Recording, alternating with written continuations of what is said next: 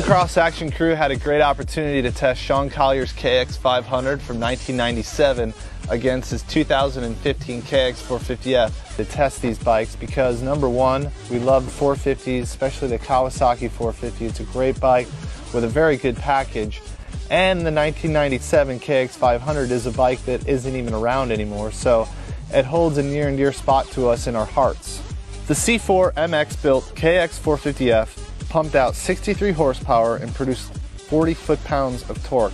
Luke Frenchy Cowett had the responsibility of cutting the valve seats to get more flow out of the head, and he also went with a slightly more compression with the cylinder and piston combination. Without question, the coolest modification done to the engine was a KTM 42mm throttle body, which replaces the 43mm Kawasaki throttle body. The injector on the KTM unit is located at the bottom, and the butterfly opens a different direction. The combination greatly improves throttle response as well as mid to top end power, which Cowett claims they gained over 2 horsepower. However, none of that would even be possible without a vortex ignition, which Cowett uses to really dial in that power band. Frenchy also installed a complete hinge and clutch system to withstand the increased torque that resulted from the engine modifications, and finally used WPC treatment on all of the moving parts in the engine. This treatment eliminates friction and heat. We were particularly drawn to the carbon fiber gas tank, which holds about a liter more of fuel than stock. That's imperative for 450 Nationals for the long motos in the heat. Collier really needed to be able to go the distance. The larger tank costs about $1,800. It's made in Italy and it was purchased through Pro Circuit. Another part that was purchased from Pro Circuit is a self-siphoning titanium radiator catch can, which costs them about $250. What happens is once the bike cools down post-moto, the coolant sucks back in to the radiators, so no coolant is lost. In terms of suspension, Collier really preferred the Enzo suspension. He also went with a 1mm longer link arm, as well as stock offset triple clamps. Sean Collier is a pretty tall and lanky guy, so he has his setup preferences. One thing he really likes are those titanium Raptor foot pegs, which he has Frenchy sharpen up the teeth real well to ensure that he doesn't slip a peg in the middle of a race. Sean also prefers a 20mm longer hammerhead shifter with a rubber tip to accommodate his really big feet. We also couldn't help noticing that Collier prefers a Scott's Performance off-road steering stabilizer on his KX450F as well as the KX500.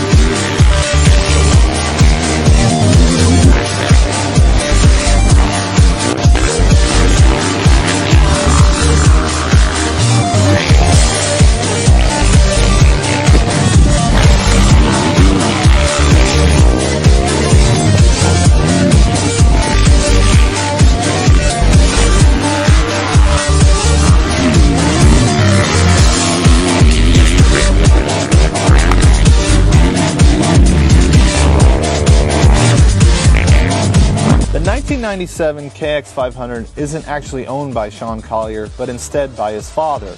So Frenchy at C4MX had to strip the bike down, he powder coated the frame, ordered new plastics, and he started going through the entire engine. In terms of the engine, he had to rebuild the crank and remachine the case because the Kawasaki had discontinued selling the crankcase. He also ported the cylinder, installed a larger carburetor, and boosted compression. As a result, VP C12 race fuel was a must. C4 MX was able to surpass 66 horsepower with 45 foot-pounds of torque. FMF gave Sean a specially made pipe-in silencer with a silencer that resembles a 4-stroke. The coolest thing on Sean's KX500 has to be the front end. Frenchy had the idea of retrofitting a 2015 KX450F front end onto the KX500. It was actually much easier than Cowett thought, because the fork stanchion diameters were exactly the same. Frenchy simply pulled off the old forks and slid the KX450F Kayaba triple air chamber forks into the clamps. Not only could he use newer technology, but he could also run a 280mm Moto Stuff front brake rotor. Given that Kawasaki discontinued the KX500 after 2004, there aren't very many aftermarket parts available for the bike. That's okay, because Sean knows what he likes. First, he prefers the Scott's Performance steering stabilizer.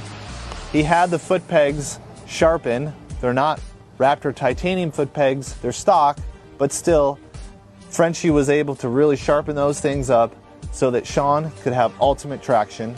And lastly, the problem that Sean encountered at the MTA World Two-Stroke Championship was when his shock collar bolt came out. Frenchie fixed that by installing a longer bolt with a backing nut and copious amounts of Loctite. The 2015 KX450F and KX500 comparison will be featured in the September 2015 issue of Motocross Action. For more news and info on these awesome bikes, visit motocrossactionmag.com.